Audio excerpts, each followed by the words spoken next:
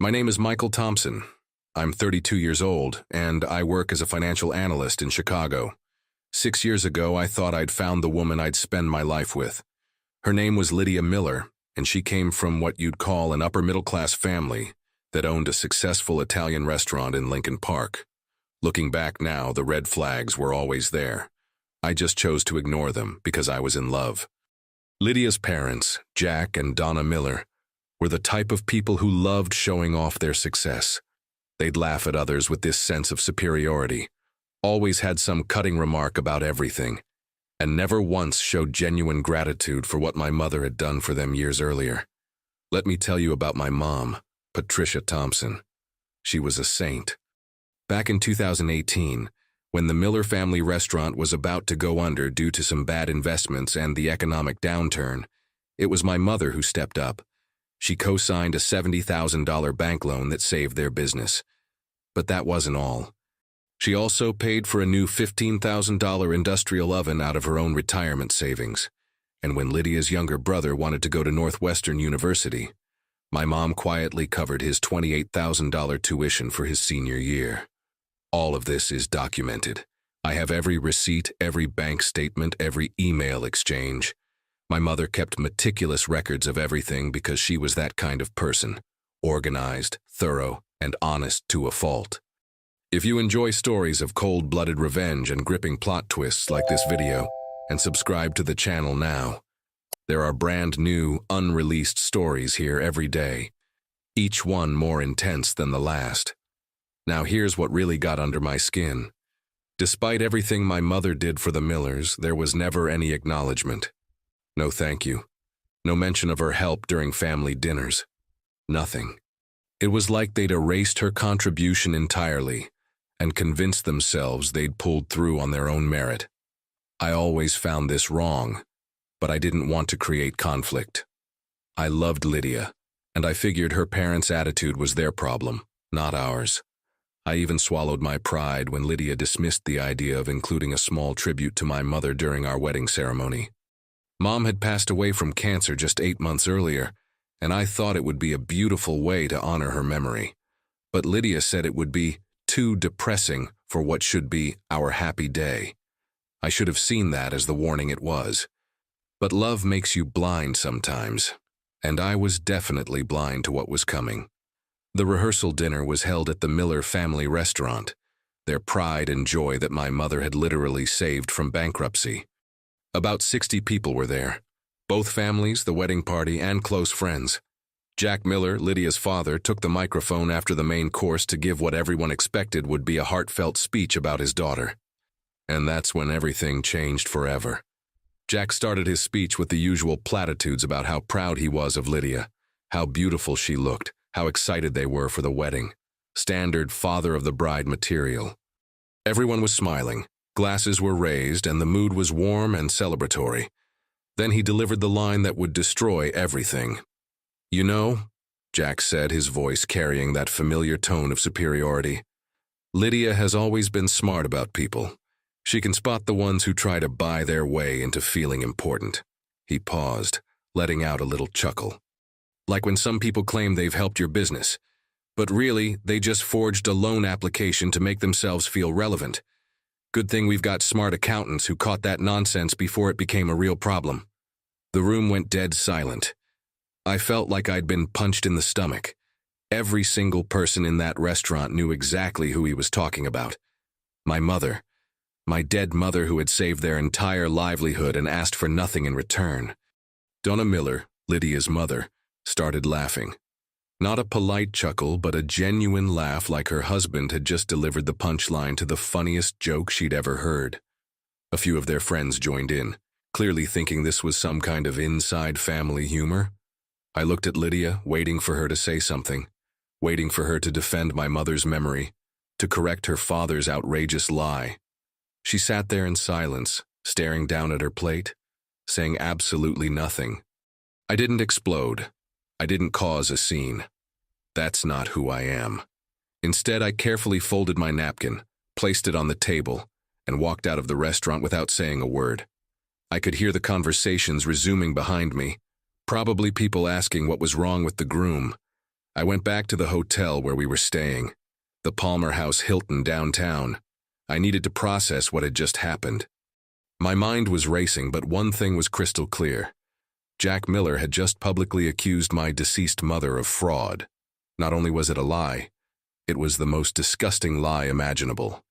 I was pacing around the hotel room when I realized I'd left my phone at the restaurant. I needed it for several work emails that couldn't wait until after the honeymoon. So I drove back, used my key to get into the restaurant. Jack had given me 1 month earlier so I could help with wedding setup, and headed upstairs to the private dining room where we'd been eating. As I was grabbing my phone from the table, I heard voices coming from Jack's office down the hallway. The door was cracked open, and I could clearly hear Lydia talking with her mother. I moved closer to the doorway, staying out of sight in the dim hallway. "Well, at least that settles the whole memorial thing," Donna was saying. "Now he can't possibly bring up having some tribute to his mother during the ceremony." "Exactly," Lydia replied. I was running out of ways to say no without sounding heartless. "Dad's little joke tonight should put an end to all that nonsense." "Your father was brilliant," Donna continued, making it sound like she was some kind of attention-seeking fraud instead of, well, whatever she actually did. "The important thing is that Michael got the message," Lydia said. "His mother is not going to be part of our wedding day. This is about us, not some dead woman's legacy." They both laughed. Actually laughed.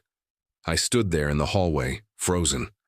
It wasn't just that they'd approved of Jack's lie. They'd planned it. This wasn't a spontaneous, cruel joke. This was a calculated attack on my mother's memory, designed specifically to humiliate me into silence. I grabbed my phone from the table and left through the back entrance without them knowing I'd been there. But something had shifted inside me. The woman I was supposed to marry in less than 12 hours had just revealed herself to be someone I didn't recognize. Someone who would not only allow her father to slander my mother's memory, but would actively participate in the strategy. I drove back to the hotel, but I didn't sleep. Instead, I spent the entire night organizing documents. Bank statements showing my mother's payments to Northwestern University for Lydia's brother's tuition. Copies of the loan application with both my mother's and Jack's signatures. Email exchanges between my mother and Jack about the industrial oven purchase. Receipts for everything. My mother had been a bookkeeper for a small accounting firm before she retired. She kept records of everything, especially when it came to large financial transactions. She taught me to do the same, and I was grateful for that lesson. By 6 in the morning, I had everything organized in a manila folder. Chronological order, color-coded tabs, highlighted key sections. If the Millers wanted to play games with the truth, I was about to show them what actual documentation looked like. The wedding brunch was scheduled for 10 a.m. at the restaurant, with the ceremony following at 2 p.m. Both families would be there, along with all the out-of-town guests who'd flown in for the wedding. It would be the perfect audience. I got dressed in my wedding outfit, a charcoal gray suit from Men's Warehouse that had cost me $800. I looked at myself in the mirror and realized this would probably be the last time I'd wear it. By the end of the day, this suit would either represent the biggest mistake of my life or the most important moment of it. I arrived at the restaurant right on time. Everyone was already there, drinking mimosas and eating eggs Benedict. Lydia looked beautiful in a cream-colored dress she'd picked out specifically for the brunch. She smiled when she saw me and kissed my cheek like nothing had happened. "You feeling better?" she asked. "You left so suddenly last night." "Much better," I replied. Actually, I've never felt more clear about anything in my life. That should have been her warning. But she just smiled and went back to chatting with her bridesmaids about last-minute ceremony details. I waited until everyone had finished eating. Then I stood up and asked for everyone's attention. The room fell quiet as everyone turned to look at me. Lydia was beaming, probably thinking I was about to give some romantic speech about how excited I was to marry her. Jack and Donna were smiling too, looking smug and satisfied after their little performance the night before. "I want to thank everyone for being here today," I began, my voice steady and calm. "It means a lot to have family and friends witness what should be one of the most important moments in a person's life. A moment built on truth, respect, and love." I paused, letting those words sink in. However, I need to address something that happened last night.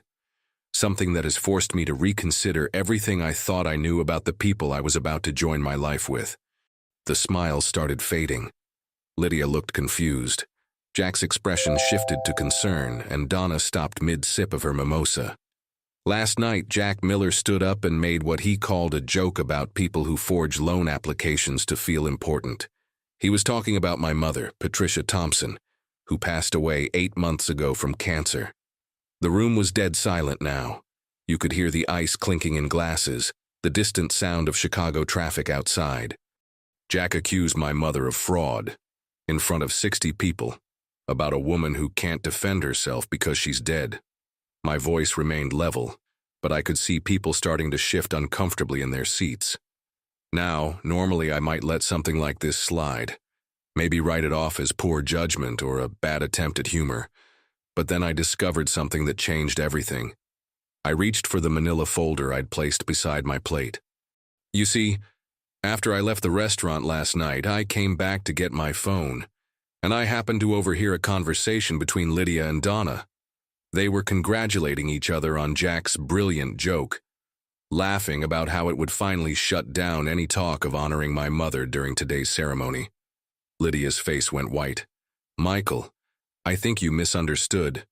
"No," I cut her off. "I understood perfectly. You planned this, all three of you. You decided that the best way to handle my desire to honor my mother was to publicly humiliate her memory and call her a fraud." I opened the folder and pulled out the first document.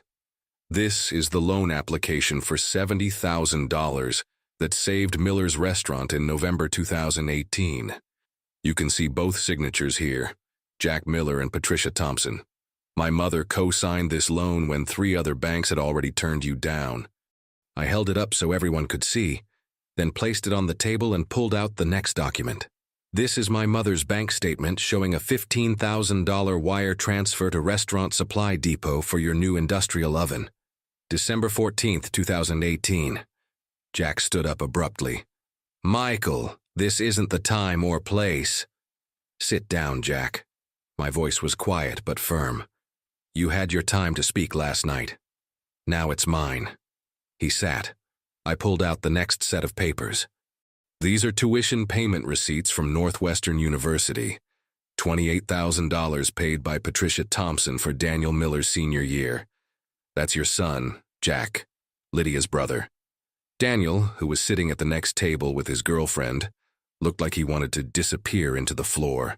"And finally," I said, pulling out a small stack of printed emails, "these are email exchanges between my mother and Jack, discussing all of these arrangements.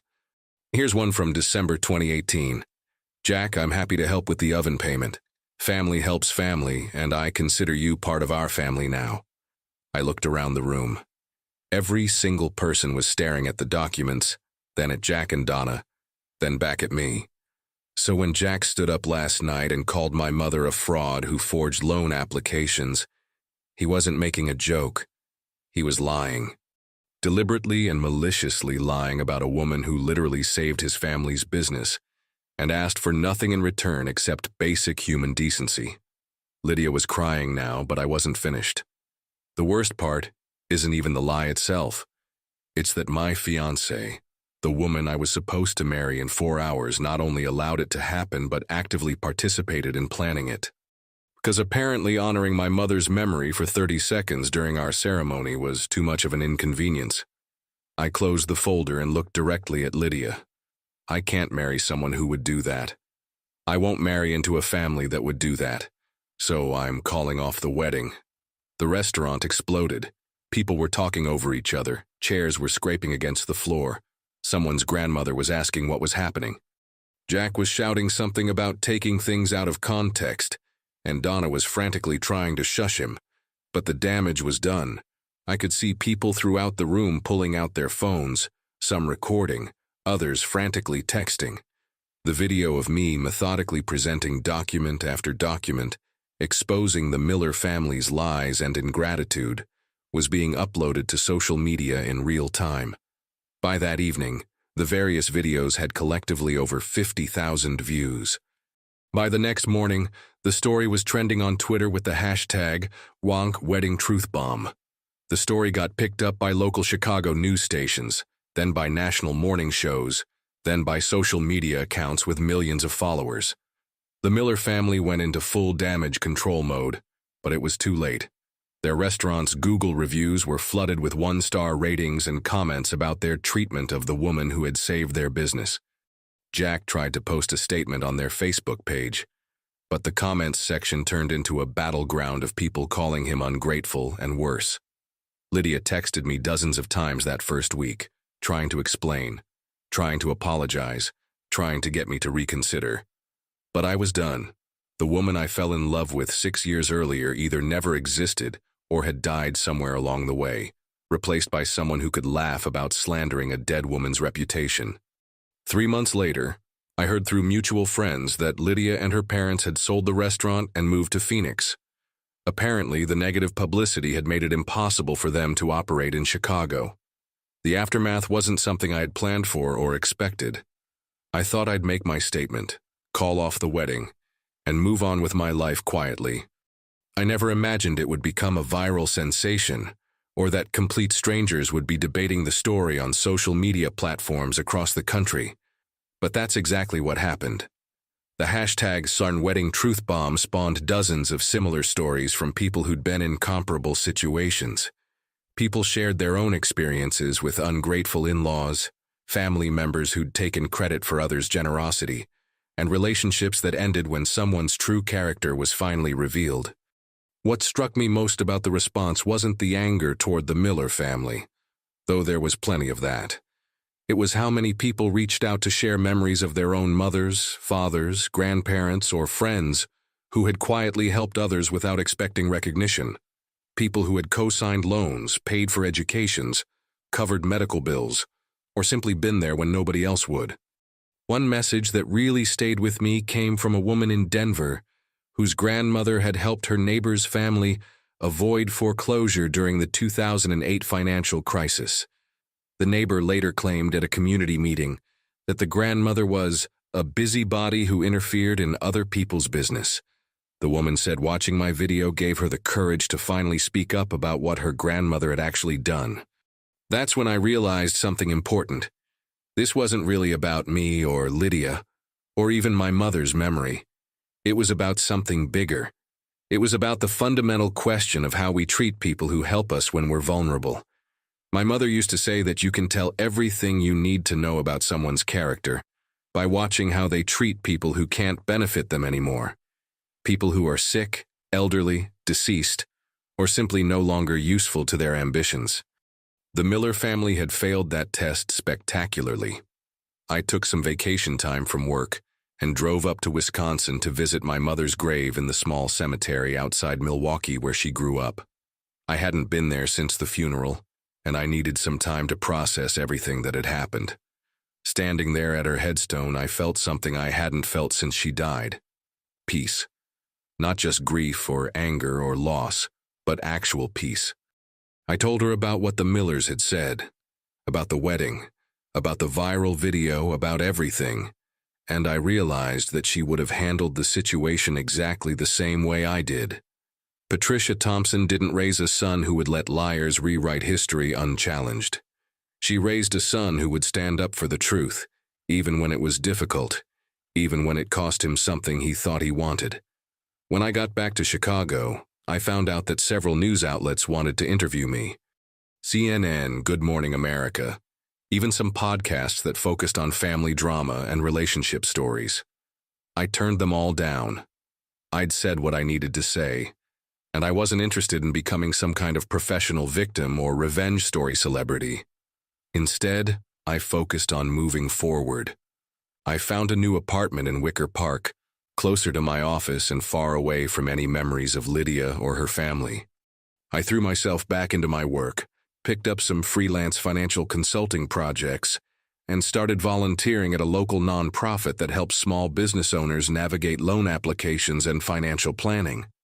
That volunteer work turned out to be more meaningful than I'd expected. I met dozens of entrepreneurs who were struggling to keep their businesses afloat, often because they didn't understand the paperwork or couldn't find someone willing to co-sign a loan. I found myself thinking about my mother a lot during those sessions, remembering how naturally generosity had come to her. About 6 months after the wedding that never happened, I got an unexpected phone call. It was Daniel Miller, Lydia's brother, whose Northwestern tuition my mother had paid. He was calling from Phoenix, where his family had relocated after selling the restaurant. "I need you to know that I never knew," he said, "about what your mother did for me. My parents told me they'd worked out some kind of payment plan with the university. I didn't find out about Patricia's payments until after the video went viral and people started digging into our family's finances." He paused, and I could hear the genuine emotion in his voice. "I want to pay it back, all of it. I've got a good job now and I've been putting money aside every month. It's going to take me a while, but I want to donate $28,000 to a scholarship fund in your mother's name." That conversation lasted almost an hour. Daniel told me that the family's move to Phoenix hadn't solved their problems. Jack and Donna were still trying to rebuild their reputation, but the restaurant industry is small, and word travels fast.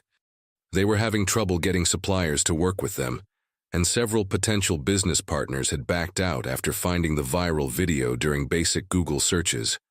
Lydia, he said, was working at a marketing firm and had changed her last name back to her maiden name after some coworkers recognized her from the story. She'd asked Daniel to find out if I'd be willing to talk to her, but I wasn't interested. There was nothing left to say. The scholarship fund Daniel mentioned became a reality about a year later. The Patricia Thompson Memorial Scholarship for Business Students was established at Chicago Community College, specifically for students whose families had experienced financial hardship. Daniel made the first donation, but over the following months, contributions came in from complete strangers who had heard the story and wanted to honor my mother's memory in a positive way. Looking back now, almost 2 years later, I can honestly say that canceling that wedding was the best decision I ever made. Not because of the viral fame or the vindication or even because it exposed the Miller family's true nature. It was the right decision because it forced me to choose between being comfortable and being true to my values. I learned that sometimes the people we love most are capable of disappointing us in ways we never imagined. But I also learned that standing up for what's right, even when it's difficult, even when it costs us something precious, is what defines our character. My mother spent her life helping others quietly, without recognition, because that's who she was. The Miller family tried to erase that legacy with lies and mockery. In the end, their attempt to diminish her memory only made it shine brighter. If you enjoyed this story, please like this video and leave a comment telling me what you thought.